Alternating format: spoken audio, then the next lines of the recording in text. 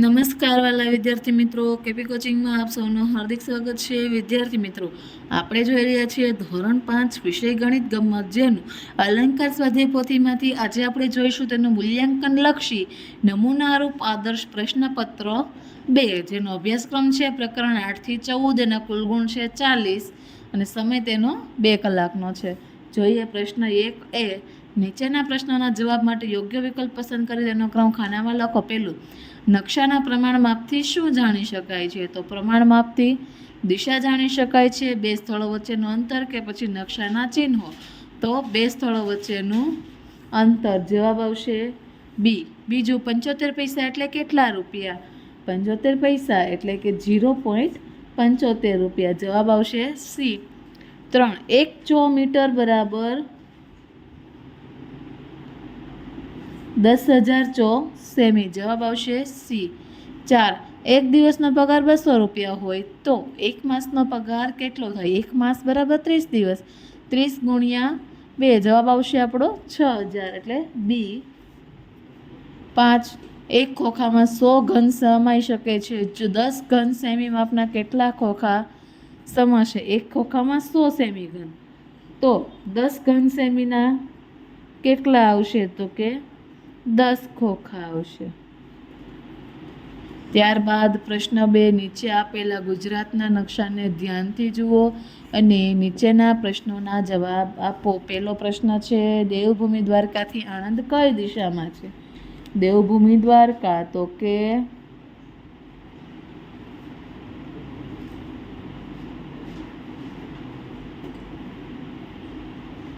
અહીંયા, ત્યાંથી આણંદ આ બાજુ છે, તો આ દિશા કઈ છે આપણી? પૂર્વ. તો આપણે લખીશું પૂર્વ. બીજું, અલ્પેશભાઈને મોરબીથી દાહોદ જવું હોય તો તેને કયા જિલ્લામાંથી પસાર થવું પડે? પહેલાં તો આપણે મોરબી શોધીએ,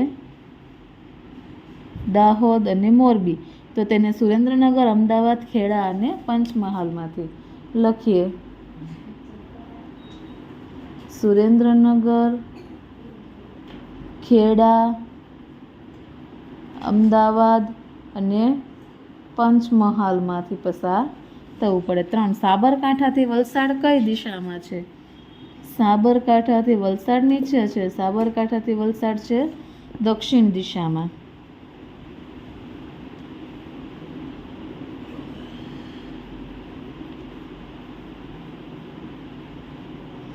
છોટાઉદેપુરથી રાજકોટ તો કે છોટાઉદેપુર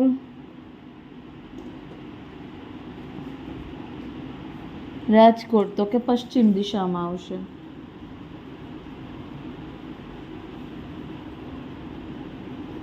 હવે 1 સેમી બરાબર 50 કિમી હોય તો વડોદરાથી સુરત કેટલા કિમી થાય? વડોદરાથી સુરત, વડોદરા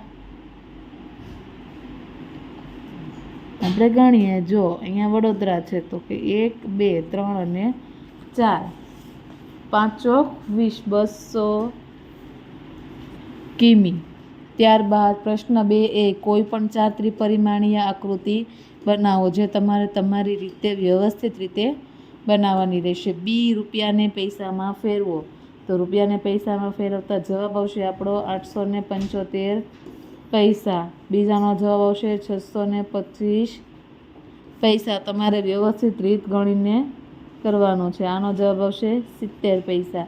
સેન્ટીમીટરને મીટરમાં તો 0.44 મીટર.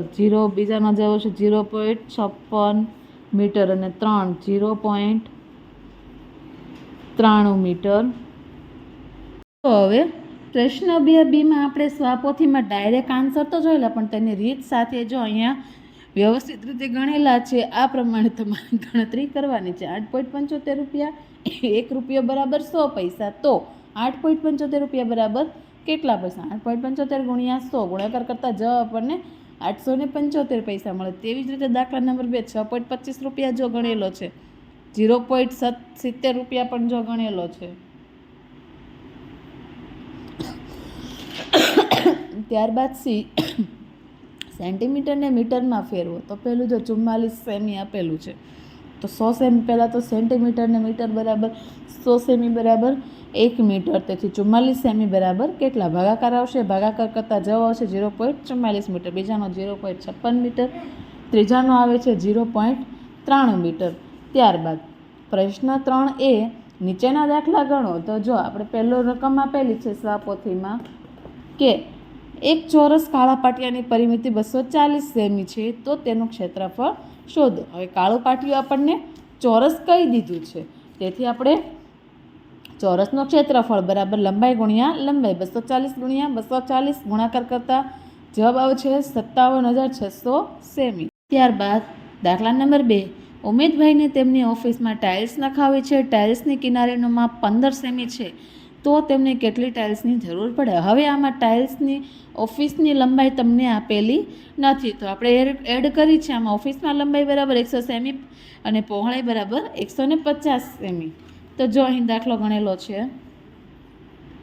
લંબાઈ 130 સેમી અને પહોળાઈ 140 સેમી. તો જો ઓફિસનો ક્ષેત્રફળ પહેલાં તો આપણે શોધીએ, લંબાઈ ગુણ્યા પહોળાઈ 180 ગુણ્યા 150, જવાબ આવશે આપણો 27,000. હવે ઓફિસની ટાઇલ્સ તો 27,000 ભાગ્યા 225, જવાબ આપણો આવે છે 120 ચોરસ સેમી. હવે ટાઇલ્સનો ક્ષેત્રફળ શોધવો તો લંબાઈ ગુણ્યા લંબાઈ 15 ગુણ્યા 15, તો આપણે 225 સેમી આવે છે.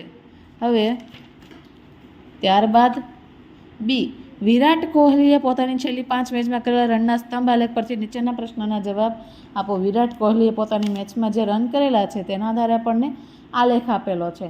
હવે આપણે જોઈએ તેના સવાલો. પહેલું, વાય અક્ષ પર કઈ માહિતી દર્શાવેલી છે? તો જવાબ આવશે રન. 2, એક્સ અક્ષ પર કઈ માહિતી દર્શાવેલ છે? તો તેનો જવાબ આવશે મેચ. 3, સૌથી વધુ રન કઈ મેચમાં થયા છે? તો જવાબ આવશે બીજી મેચમાં. 4, સૌથી ઓછા રન કઈ મેચમાં થયા છે? તો કે 5મી મેચમાં. 5, ત્રીજી મેચમાં કેટલા રન થયા છે? તો જવાબ આવશે 82 રન. હવે જોઈએ પ્રશ્ન 4 એ નીચેના દાખલા ગણો. પહેલું, સરલાબેને ઘર બનાવવા માટે લોન લીધી છે. દર માસે 2,685 રૂપિયા ભરપાઈ કરે છે, તો 2 વર્ષના અંતે કેટલી લોન ભરપાઈ કરશે? તો અહીં જો મેં દાખલો ગણેલો છે, 2 વર્ષ બરાબર 24 મહિના, તો 1 મહિને તે 2,685 રૂપિયા ભરે છે, તો 24 મહિને કેટલા?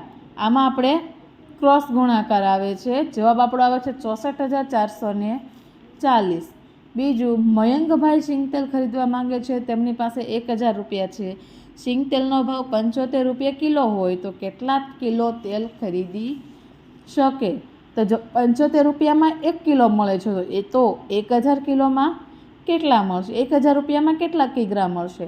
આમાં ઉપર નીચે છે, તેથી ભાગાકાર કરતા 1,000 ભાગ્યા 75, જવાબ આવે છે 13.3. તો લખીએ તો તે 13.3 કિગ્રા સિંગતેલ ખરીદી શકે. હવે બી, ભાનુભાઈ 3800 સેમી ઘનોને બોક્સમાં પેક કરવાના છે, જેના માટે તેઓ જુદા જુદા 3 બોક્સ લાવ્યા છે. શું તેઓ આ કરી શકશે? તો પહેલું છે બોક્સ, એમાં કેટલા ઘનોને સમાવી શકે? 10 દાન 100 ગુણ્યા 15, તો જવાબ આવશે આપણો 1500 સેમી ઘન. ત્યારબાદ ઈ, બોક્સ બીમાં કેટલા ઘનોને સમાવી શકાય છે? તો આપણે ગુણાકાર કરીએ, 18 ગુણ્યા 12, 1 8 8, 1 કોઈ 1, 2 8 16નો છગડો વધ 2 2 ને 1 3, 6 8 ને 3 11 નો એકડો વધી 1, 216 ગુણ્યા 8, 6 8 48 8 વધી પડી 4, 8 1 8 9 10 11 12નો બગડો વધી 1, 8 2 16 ને 1 17, 1728 સેમી ઘન. ત્યારબાદ બોક્સ સીમાં કેટલા ઘનો? તો કે 90 90 81, 81 ગુણ્યા આપણે 8 કરીએ, 8 1 8, 8 64, 648 સેમી ઘન. હવે જી, ત્રણેય બોક્સમાં કેટલા ઘનોને સમાવી શકાય?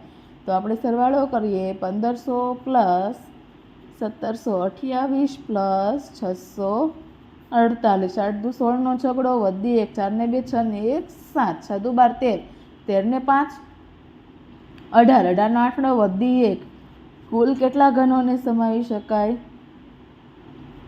3876 સેમી ઘન. થેન્ક યુ વિદ્યાર્થી મિત્રો.